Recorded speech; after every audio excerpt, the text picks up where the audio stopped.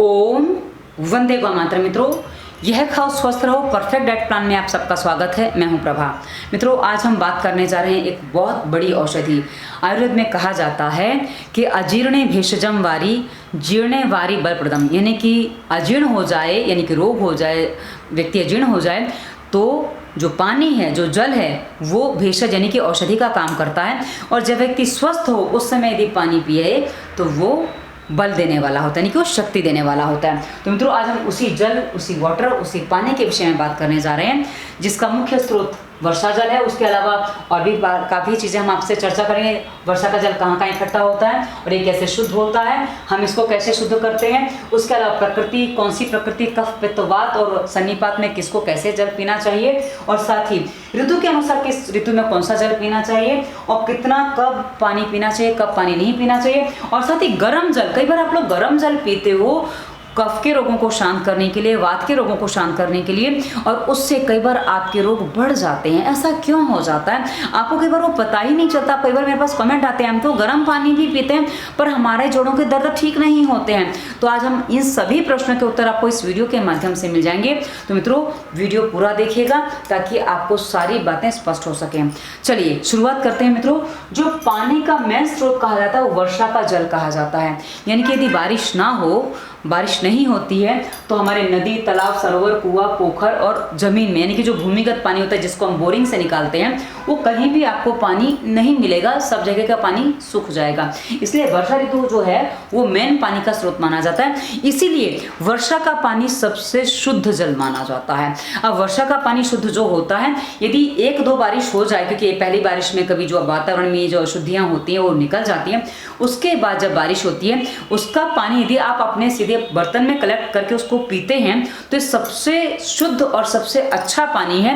पर हाँ, उसके बाद यदि पानी किसी पत्थर पे गिरा, किसी टंके में गिरा, उसके बाद जो पानी आप पीते हैं तो जहां वो पानी गिरा उसके गुण भी लागू हो जाते हैं, वैसे भूमि के गुण लागू हो जाते हैं। जैसे पानी कहाँ गिर रहा है, कैसी भूमि पर गिर रहा है, यानी कि रेतीली भूमि है, पीली मिट्टी है, लाल मिट्टी है, काली मिट्टी है, उसके अपने गुण भी उस पानी में मिल जाते हैं, तो उसके साथ वो गुण बदल जाते हैं। तो वैसे ही हर प्रांत के पानी का स्वाद बदल जाता है, क्योंकि बारिश के पानी का स्वाद सब जगह समान होता है, लेकिन उसको मिट्टी कौन सी मिल रही है उस अनुसार पानी वहाँ का अलग हो जाता है। इसलिए हम देखते हैं कि प्रत्येक जगह का पानी अलग अलग है। कई बार तो पड़ोस पड़ोस में दो कुओं का पानी भी अलग अलग होता है। ऐसा जो कुएं का पानी पीते हैं उनको पता होगा, जिन्होंने पिया होगा उनको पता होगा। तो चलिए, जो वर्षा का जल होता है मित्रों, वो नदी, तालाब, सरोवर, कुआं, पोखर, भूमि में इकट्ठा होता है। और मित्रों, मैं जब बचपन में छोटी थी तब मेरी माँ अक्सर एक बात कहा करती थी, हमने अपने घर में ये बात सुनी थी कि ताजे पानी को इस्तेमाल करना, यानी कि स्नान करना है तो ताज़ा पानी लाओ, उससे स्नान करो। घर में खाना बनाना है, कुछ भी करना है, ताज़ा पानी लाओ, उसको इस्तेमाल करो, फिर खाना बनाओ। क्योंकि ताजे पानी में जो शुद्धियाँ होती हैं वो क्या होती हैं मित्रों, वैसे वही पानी हम लाए हैं, एक दिन पहले लाए हैं, घर में भर के रखा, बस इतना ही अंतर है। पर ताजे पानी से क्या होता है मित्रों, ताजे पानी में जो सूर्य प्रकाश और चांदनी दोनों ही मिलती हैं और भूमि का उसको स्पर्श मिलता है। क्योंकि जो भूमि का स्पर्श होता है ना, हम तो घर में जो बर्तन लाते हैं उसमें पानी भर के रख लेते हैं, और जो भूमि का जो स्पर्श होता है ना मित्रों, भूमि में सारे पोषक तत्व होते हैं जो उसको मिल रहे हैं, और साथ ही चांदनी मिल रही है, सूर्य प्रकाश मिल रहा है। तो ये पानी को प्राकृतिक भरपूर पोषण मिल रहा है, और वो पानी जब हम ताजा पीते हैं तो हमारे शरीर को पूरा पोषण देता है। ताजा इस्तेमाल करते तो पूरा पोषण देता है, स्नान करने में भी और साथ ही खाना पीना आदि सब में। तो इसलिए कहा जाता है ताजा पानी पीना चाहिए। पर आजकल ये पानी संभव नहीं है मिल पाना, क्योंकि जैसा कि हम जानते हैं नदियों, सरोवरों में और ये सब में बहुत सारी गंदगी हो गई है। क्योंकि जो इंडस्ट्री का पानी आता है, ज़मीन में कुछ इंडस्ट्री अपनी कचरे को डालती हैं, तो ज़मीन का पानी भी आज उतना शुद्ध नहीं रह गया है। इसलिए हमें उस पानी को कई बार शुद्ध करने की ज़रूरत पड़ती है। तो हम उसके लिए कई बार यांत्रिक प्रक्रियाएँ करते हैं। कुछ यांत्रिक प्रक्रिया नहीं कि आप जैसे आरओ का पानी पीते हैं, और जो भी यांत्रिक पानी आता है उसमें एक बात आपको बता दूं, आप किसी भी यंत्र का पानी इस्तेमाल करिए, यदि आपको पानी सही चाहिए है तो कम से कम अपने घर में आने के बाद उसको मिट्टी के मटके में 6 से 8 घंटा रखिए, उसके बाद उस पानी को पीजिए, ताकि आपके पानी के आपको पूरे पोषण, पूरे गुण मिल सके। कम से कम भूमि का पोषण तो उसको मिल सके, चांदनी और जो सूर्य प्रकाश है वो हम नहीं दे पा रहे, कम से कम इतना तो कर सकें। पर हाँ, जो पानी आता है वो प्लास्टिक के बर्तन में आता है, जो काफ़ी हानिकारक होता है। हमने बर्तन यहाँ इसलिए लिखा हुआ है कि जो आपको जो पानी रखना होता है मेन, वो कहा जाता है हमारे यहाँ कि भाई आप या तो पानी तांबे के बर्तन में रखो या पीतल के बर्तन में रखो। आप देखिए हमारे यहाँ पुराने मटके तांबे और पीतल के ही होते थे, क्योंकि और एक मिट्टी का मटका होता था, क्योंकि यदि आप वर्षा ऋतु में पानी इस्तेमाल कर रहे हैं तो आप तांबे का करिए, और सर्दियों में पीतल का करिए, गर्मियों में मिट्टी के मटके का प्रयोग करिए। ये आपके पानी को शुद्ध भी करेंगे और साथ ही उसके गुण भी बढ़ाते हैं। तो ये हमारे यहाँ पानी रखने का तरीका होता था, जो आज हमने छोड़ दिया। आज हम सब लोग प्लास्टिक पे आ गए, प्लास्टिक की बोतलें हैं, प्लास्टिक की टंकी है, सब कुछ प्लास्टिक है, जो हमारे लिए हर जगह हानिकारक है। इसलिए यदि आप हो सके तो प्लास्टिक को बदल दीजिए, अपने घर में धातुएं के बर्तन ले आइए ताकि आपका पानी शुद्ध रह सके। आगे बढ़ते हैं कि जो प्रकृति है, प्रकृति के अनुसार जो पानी होता है, यदि कि आपकी कफ की प्रकृति, आपको कफ के रोग ज़्यादा होते हैं, जैसे कफ जाम हो जाता है, छाती में जाम है, यहाँ जाम है, आपको साइनस की प्रॉब्लम है, कफ की कोई भी प्रॉब्लम है, मोटापा है, कफ की प्रॉब्लम ही है मोटापा, तो यदि आपको ऐसी समस्या है तो आपको हमेशा गर्म जल पीना चाहिए। यदि आप गर्म जल पीते हैं, इससे आपका मोटापा भी पिघलेगा और साथ ही आपका कफ भी पिघल के निकल जाएगा, जो आपको निरोगी बनाएगा। लेकिन ध्यान रहे मित्रों, जब तक आपको मोटापा है, कफ की समस्या, तभी तक आप गर्म पानी पिए, उसके बाद उसको आपको कंट्रोल करके सादा पानी पे आ जाना है, सादा जल पे आ जाना है। अब वहीं यदि आपको पित्त की समस्या है तो आपको पानी सामान्य तापमान का पीना, क्योंकि यदि आप गर्म पानी पीते हैं, यदि पित्त की समस्या है और गर्म पानी पीते हैं तो आपको एसिडिटी की समस्या बढ़ जाएगी, आपको एसिडिटी से चक्कर आना, घबराहट होना, ये सारी समस्याएं, पसीना, वो घबराहट में जो कई बार पसीना आता है ना, अनईजीनेस जिसे कहते हैं, वो भी आपको हो जाएगा। तो ऐसी समस्याएं आप यदि पित्त की प्रकृति और गर्म पानी पीते हैं तो अक्सर हो जाती हैं। उसके बाद यदि आपको वात की स्थिति है, वात के रोग हैं, जैसे जोड़ों में दर्द है, जोड़ों में जकड़न है, अकड़न है, पूरा शरीर जकड़ जाता है, मूवमेंट नहीं करता है, तो कम से कम आपको गुनगुना पानी पीना चाहिए। वो आपके लिए सर्वोत्तम है, सबसे अच्छा है, कि गुनगुना पानी यदि आप पीते हैं तो आपके जोड़ों को हलन चलन करने में आसानी होती है। पर यदि आप सन्निपात के रोगी हैं, सन्निपात यानी कि कफ पित्त वात तीनों ही विकृत हैं, दो भी विकृत हैं, तो ऐसी स्थिति में आपको गर्म करके ठंडा किया हुआ वो जल ही पीना चाहिए, जो आपके लिए हल्का सुपाच्य होगा, जो त्रिदोष को शमन करने वाला होता है। अब गर्म पानी का क्या है मित्रों, इसको मैं आगे विस्तार से बताऊंगी, क्योंकि अभी मैंने खाली इसके लिए गर्म पानी आपको बता दिया। पर हाँ, इस बात को मैंने इसलिए आप सारी बातें लिख के रखी हैं ताकि आप भी मिस्टेक ना करें, मैं भी मिस्टेक ना करूं। कई बार आप लोग कहते हैं कि आपने बताया हमें पूरा समझ में नहीं आया, तो इसलिए मैंने सारे एरो बना रखे कि इसको मैं आपको गर्म जल में साथ में बताऊंगी, तो आपको मैं भी थोड़ी देर में ही क्लियर करूंगी। अच्छा, उसके बाद जल कितनी देर में पचता है, प्रश्न ये भी आता है मित्रों। जल किस तापमान का है, कैसा, एक उस पर निर्भर करता है, दूसरा आप कैसे पी रहे हैं उस पर निर्भर करता है कि वो कितनी देर में पचेगा। यदि आप सामान्य जो जल गर्म किया हुआ नहीं है ऐसा जल पीते हैं तो करीब 2.5 से 3 घंटे में वो जल सामान्य पचता है। पर हाँ, उसमें पीने का तरीका भी निर्भर करता है। यदि आप पानी बहुत आराम से पीते हैं, आराम से पानी पीने का मतलब क्या है कि आप घूट घूट करके पानी पीते हैं, आप फटाफट पानी नहीं पीते, आप गटागट पानी नहीं पीते। हमने इस वीडियो के डिस्क्रिप्शन में एक प्लेलिस्ट दी है स्वास्थ्य नियम, उसमें हमने पानी पर बहुत सारे वीडियोस दिए हैं। उन वीडियोस को आप देखेंगे तो आपको पता चलेगा कि आपको पानी कैसे पीना चाहिए। फटाफट कभी पानी नहीं पीना चाहिए, पानी बैठ के पीना चाहिए। हमने सब विस्तार से बताया कैसे बैठ के पीना है,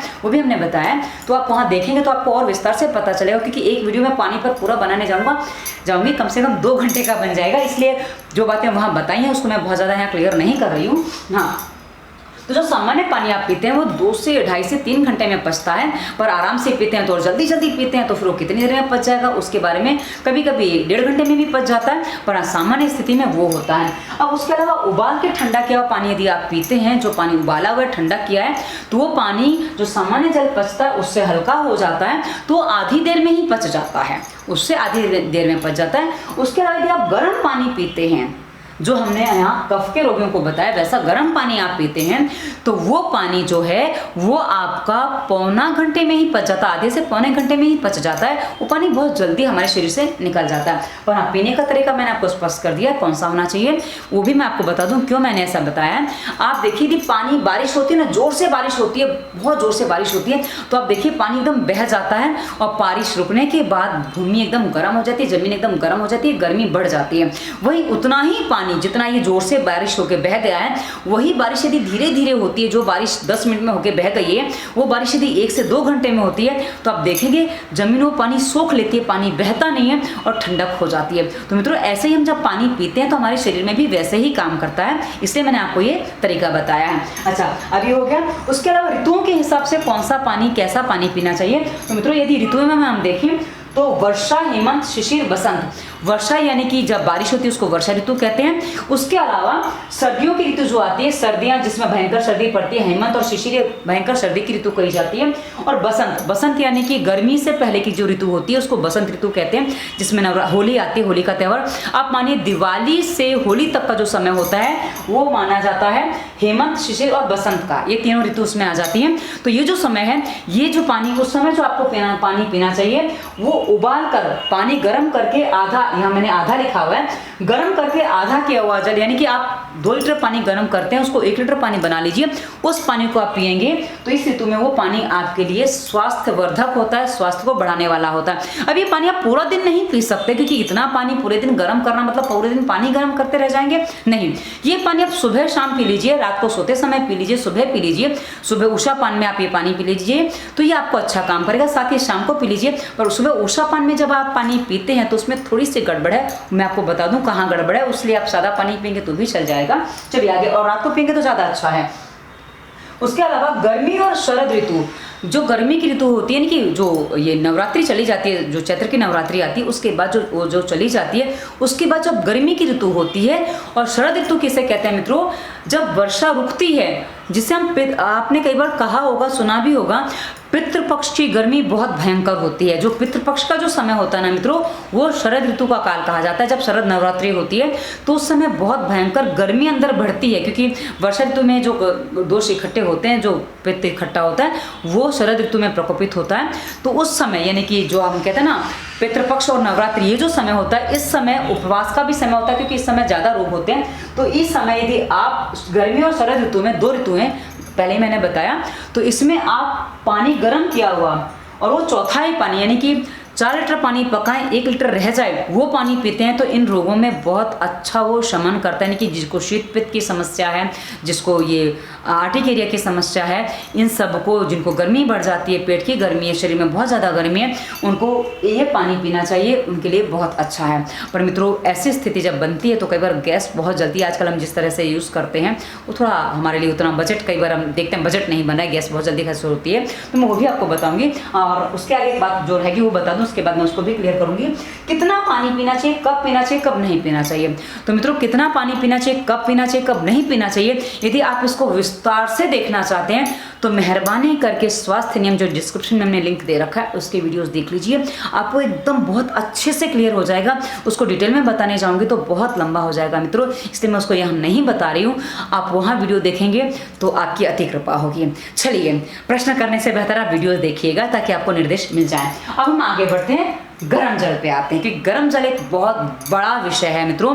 ये गर्म जल के बारे में लोगों के मन में बहुत सारी भ्रांतियां भी हैं और ये बहुत अच्छी बात भी है। कुछ बातें प्रश्न हैं, कुछ उत्तर हैं, सारी चीज़ें हम आपको क्लियर कर देते हैं। मित्रों, गर्म पानी यदि आप पीते हैं तो इसमें किस किस बात का आपको ध्यान रखना है। जैसे कि हमने बताया, सन्निपात के रोगी हैं तो गर्म जल पिए, और सन्निपात के रोगी में सबसे अधिक अच्छा जो है चौथाई, जो गर्म करके चौथाई रह गया है, मतलब 4 लीटर पानी का 1 लीटर रह जाए, वो पानी आप पीजिए। और मित्रों, ये पानी आप कम से कम सूर्यास्त के बाद पी लें। और यदि आप जैन हैं तो आप इसको एक समय 1 लीटर पानी ऐसा करके पी लीजिए, दिन भर में पी लीजिए। उसके अलावा अन्य पानी भी पी सकते हैं। तो यदि आप ये करते हैं, ये आपके लिए बहुत अच्छा है। और पूरा दिन यदि ये पानी पीते हैं तो आप बहुत जल्दी अपने सन्निपात, यानी कि कैसा भी रोग हो जिसका कोई इलाज नहीं हो रहा, उसका सन्निपात, उसे सन्निपात कहते हैं मित्रों, उसका भी इलाज गर्म पानी जो चौथाई वाला रह जाता है उससे हो जाता है। और मित्रों, कई बार हम धातुएं डाल के पानी भी बताते हैं, जिसमें सोना, चांदी, तांबा, ये हम बताते हैं। तो इसका पानी यदि आप उसमें उबालने में डाल देते हैं, ये चीज़ें धातु में डाल देते हैं, तो उसका पानी भी आपके लिए काफ़ी अच्छा होता है। क्या करना है, जब पानी आप उबालने रख रहे हैं उसमें 2 अंगूठी डाल दीजिए, यानी कि आप सिक्के भी बनवा सकते हैं, सोने के, चांदी के और तांबे के सिक्के ले लीजिए, उसको आप डाल दीजिए, वो आपका बहुत अच्छा जल बनेगा। ये आपके लिए बहुत अच्छी औषधि है और ये हर रोग पे काम करता है, इसलिए उसमें डरने वाला कोई विषय नहीं बनता है। अब मित्रों, कई बार जो गर्म जल पीने वाली गलती कहाँ करते हैं, जिससे मैंने कि शुरुआत में बताया था जोड़ों का दर्द आ जाता है, मैं आपको स्पष्ट कर दूं। यदि गर्म जल आप कर रहे हैं और गर्म जल आप ढक के ठंडा कर रहे हैं, यानी कि आपने इसमें आपको एक बात ध्यान रखनी है, पानी बहुत ज़्यादा मात्रा में गर्म नहीं करना है। आप यानी कि सुबह से दोपहर तक जितना पानी पीते हैं उसको सुबह गर्म कर लीजिए और दोपहर तक वो ठंडा हो जाए, उसको ढक के ठंडा होने देते हैं और एक सामान्य तापमान पे आने देते हैं। तो ये पानी मित्रों आपके त्रिदोष को सम करता है, यानी कि त्रिदोष को ये शनिपात में भी काम करते हैं, नहीं ज़्यादा समस्या नहीं है तो ये आपके दोषों को सम करता है। ये आपके सर्दी, खांसी, जुखाम, बुखार आदि पे बहुत अच्छा काम करता है, आपके पेट के रोगों को भी शमन करता है। पर यदि आपकी समस्या थोड़ी ज़्यादा बढ़ गई है तो इसमें एक चीज़ जैसा कि पानी आधा कर लें, वो हो गया। उसके बाद चौथाई हमने पहले ही बता दिया। अब यदि आप ये जो गर्म किया हुआ पानी है उसको रात भर रखते हैं, ध्यान से सुनिएगा, रात भर रखते हैं, उसको ठंडा होने के लिए होने देते हैं और सुबह उसको दूसरे दिन पीते हैं, तो ये पानी आपके वात, पित्त, कफ तीनों को दूषित कर देता है, यानी कि तीनों रोगों को बढ़ा देता है, जो आपके लिए कष्ट का कारण बन जाता है। और उसके स्थान पर एक बात और है, कई बार लोग एक गलती और करते हैं कि पानी को ठंडा करने के लिए 2 पात्रों का सहारा लेते हैं। मित्रों, हमने इस तरीके से दूध बताया है कि 2 पात्र ले लीजिए और दूध को इस तरह ठंडा कर लीजिए। वो आपके लिए दूध अच्छा है पर पानी उस तरह अच्छा नहीं है। और वैसे ही पानी को कई बार कुछ लोग क्या करते हैं, थालियों में करके ठंडा करते हैं, क्योंकि मैंने बहुत से जैन परिवारों में एक प्रथा देखी है कि पानी गर्म किया, उसको थाली में डाल के ठंडा कर देते, उसको पीते हैं। ये आपके वात रोगों को बढ़ाता है और इससे कई बार जोड़ों के दर्द भी बढ़ जाते हैं, पेट साफ नहीं होता है, ऐसी बहुत सारी समस्याएं आप लोगों को हो जाती हैं। इसलिए आपको पानी बार बार गर्म करना होगा, 1-1, 1.5 लीटर पानी गर्म करिए, वो पीजिए, उसके बाद वो खत्म हो जाए, उसके बाद दूसरा पानी गर्म करिए, खत्म हो जाए। मतलब आप पानी अभी पिया है, जैसे माना कि 1 लीटर पानी गर्म किया आपने, उसको 2 बार में आपने पी लिया, उसके बाद अगली बार जब पिएंगे उसके लिए पानी गर्म करके रख दीजिए। तो इस तरह आप पानी गर्म करेंगे तो ये आपके लिए अच्छा। आप कहेंगे हम पूरे दिन पानी ही गर्म करते रहे, यदि आपको स्वस्थ रहना, यदि आपको गर्म पानी पीना है तो आपको आपके लिए करना होगा। आप किसी और के लिए कुछ नहीं करें, जो करें आप अपने लिए करें तो आपको करना होगा। पर हाँ, यदि आप बर्तन में डाल के पानी ठंडा करते हैं, रात भर उसको रखते हैं, तो ये आपके लिए बहुत हानिकारक है। इसलिए मैंने ये सारी बातें आपको स्पष्ट की हैं, क्योंकि पानी के साथ कई बार लोग गलतियां कर लेते हैं। उनको लगता है हम बहुत अच्छा पानी पी रहे हैं, सब कुछ करें, फिर हमें समस्याएं क्यों हो रही हैं, इसलिए आपको समस्या होती है। आशा है आपको आपके प्रश्नों के उत्तर मिल गए होंगे। और मित्रों, प्रश्न करने से पहले मेहरबानी करके वीडियो को ध्यान से सुना करिए, वरना मैं एक ही निर्देश देती हूँ, वीडियो के निर्देशों को ध्यान से सुनिए ताकि आपको सभी प्रश्नों के उत्तर वहीं मिल जाएं।